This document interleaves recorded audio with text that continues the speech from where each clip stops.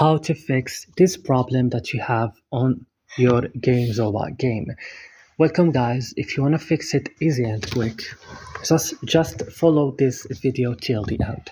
You need guys to open the settings of your phone, click on apps option and search for your game. Click on it when you find it and scroll down right now this list, click storage option, click clear cache here and back, click add for stop and click OK.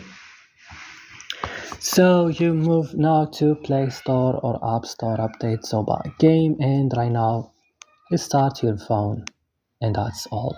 Don't forget to like and subscribe. See you next tutorial.